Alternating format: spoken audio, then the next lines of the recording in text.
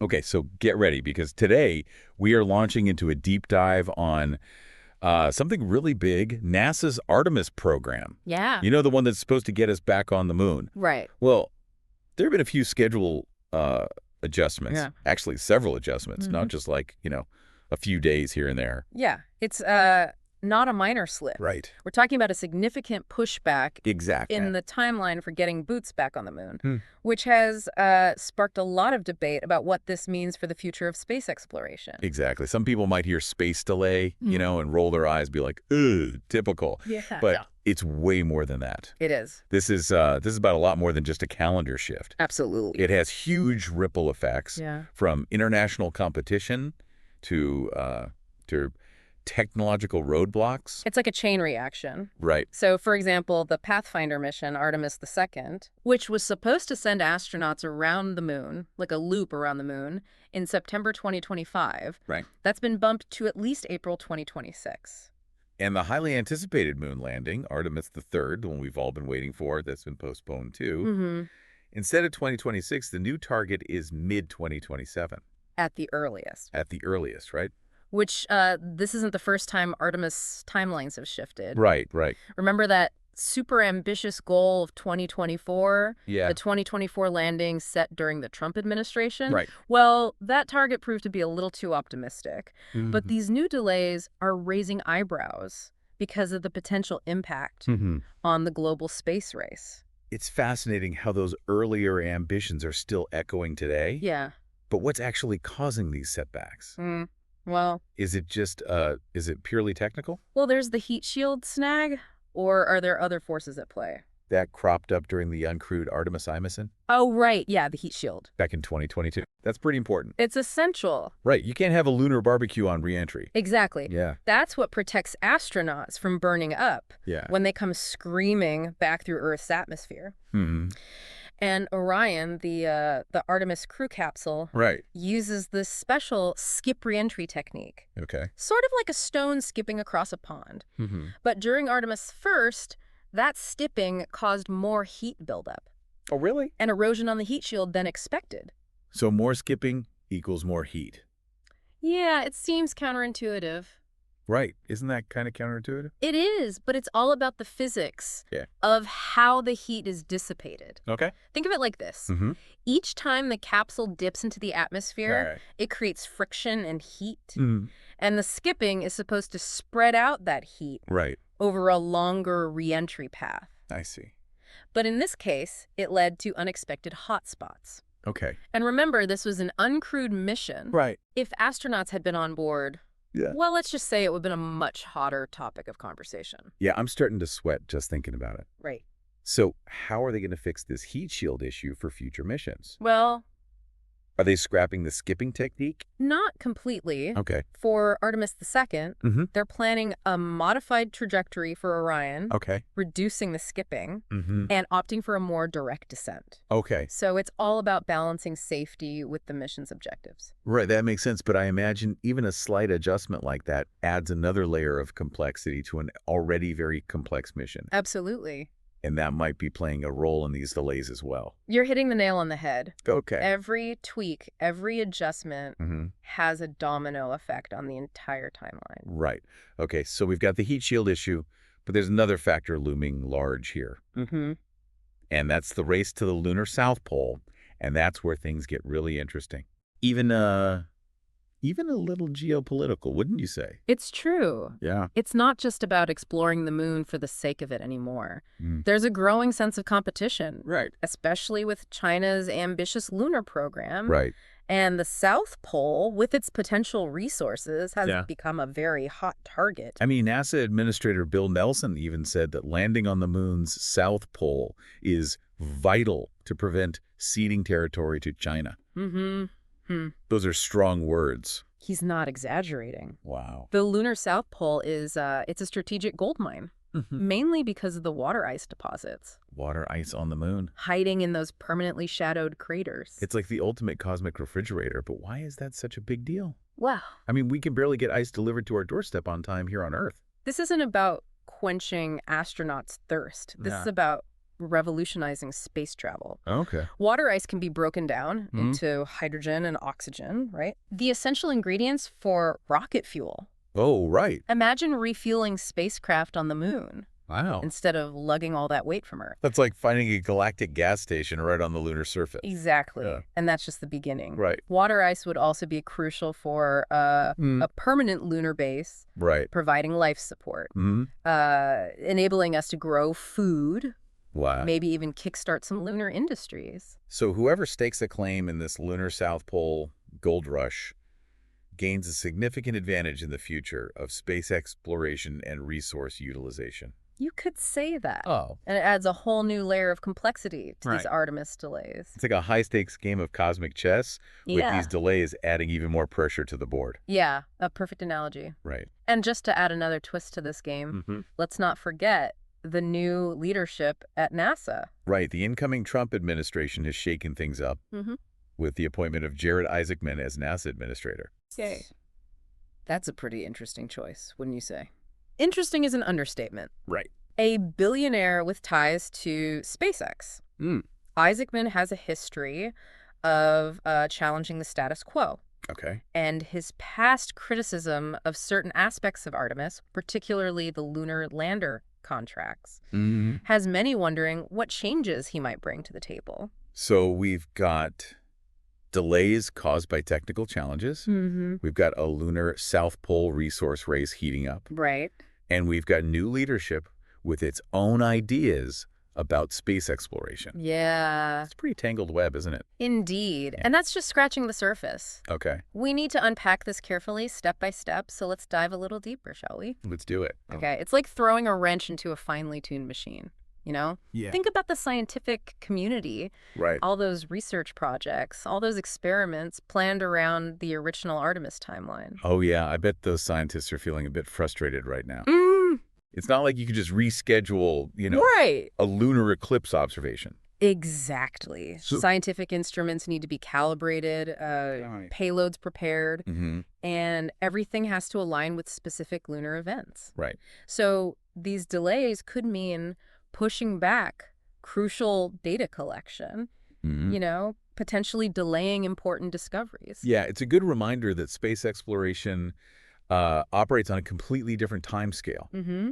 than we do down here on Earth. Yes. It's not just the scientific community that's impacted, though, right? Oh, absolutely not. I mean, these delays have got to be hitting NASA's wallet pretty hard. Absolutely. Space programs are notoriously expensive. Hmm. Every schedule slip leads to cost overruns of Mhm. personnel, You're right. facility maintenance, Mhm. ongoing development of new technologies, and Yeah. that all adds up quickly.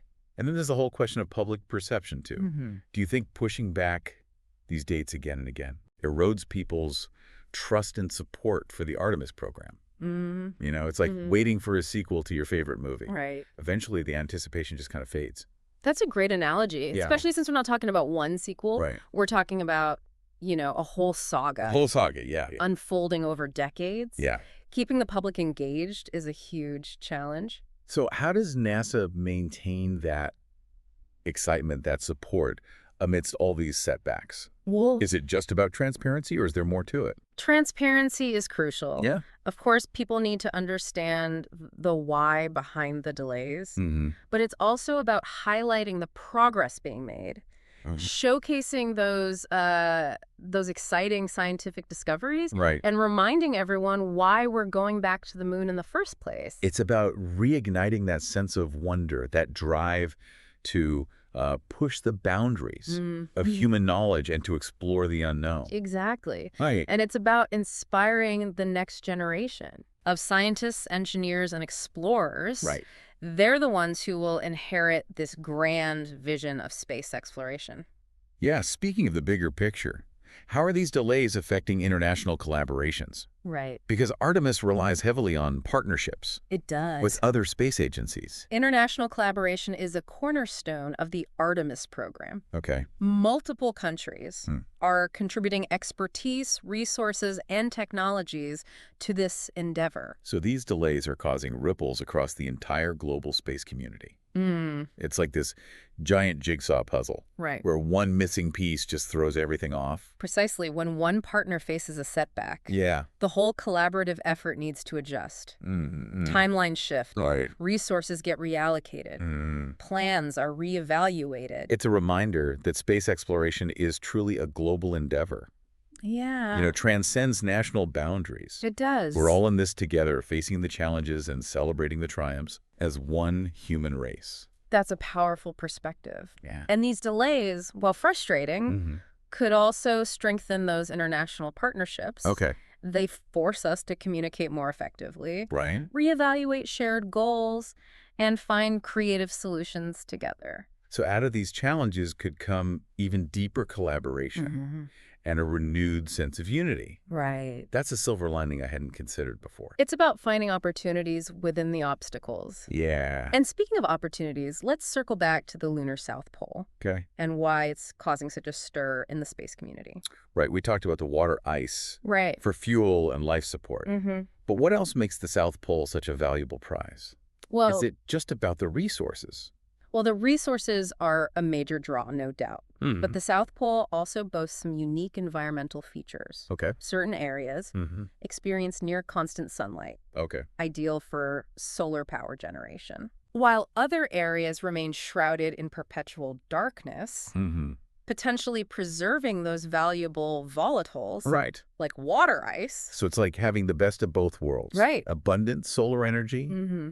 and a cosmic deep freeze Exactly. for resource storage. You got it. No wonder everyone's vying for a piece of that lunar real estate. Exactly. Add to that the elevated terrain, Mm-hmm.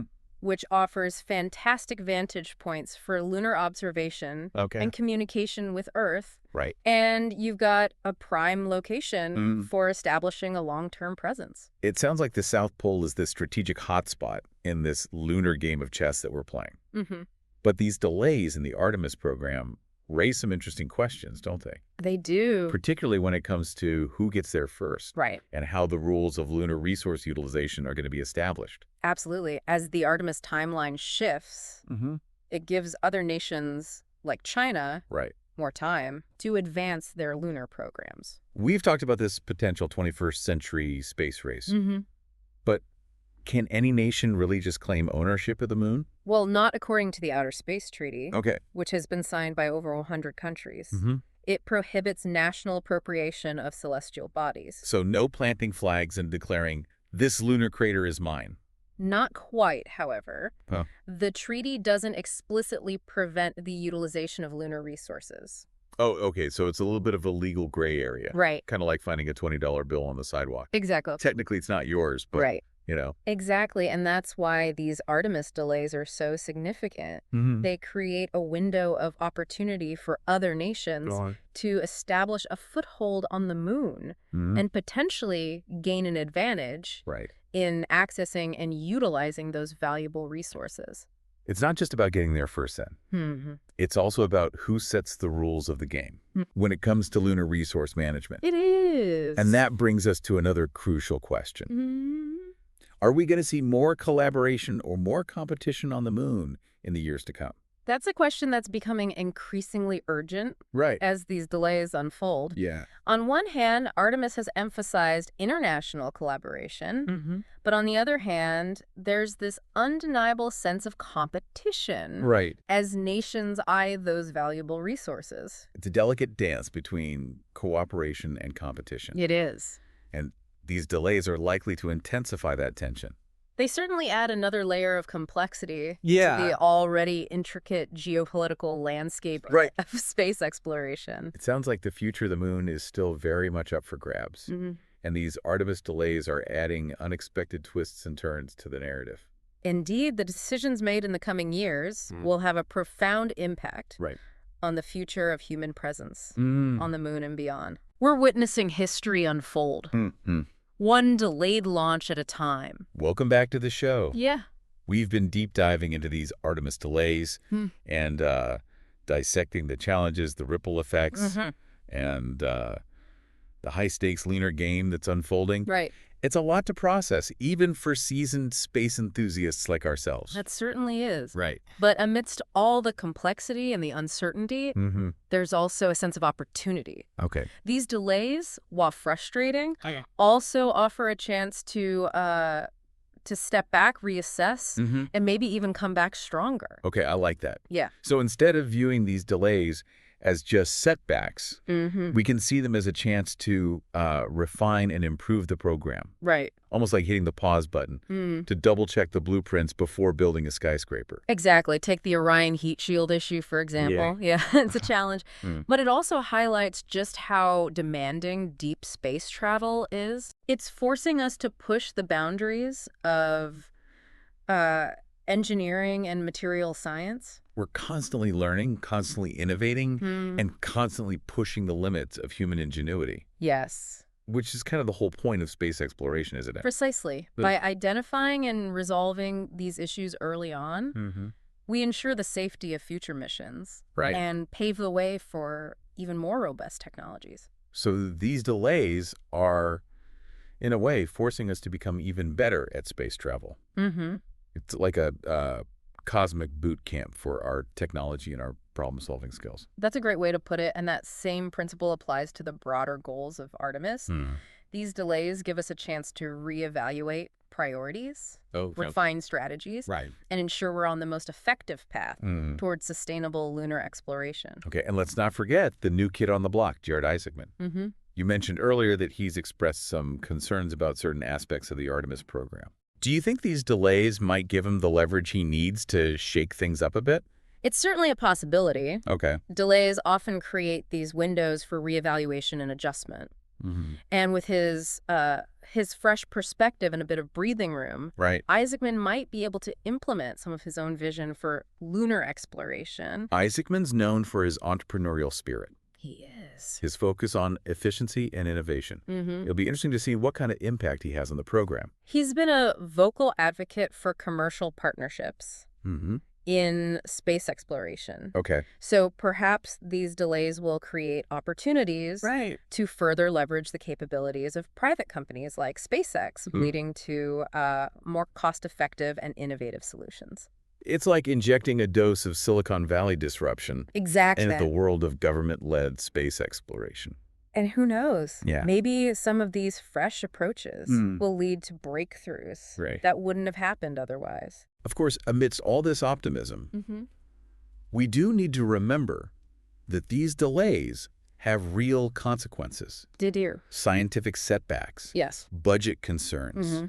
potential strain on those international partnerships. Those are all very serious factors. Absolutely. We can't afford to downplay those challenges. Mm-hmm.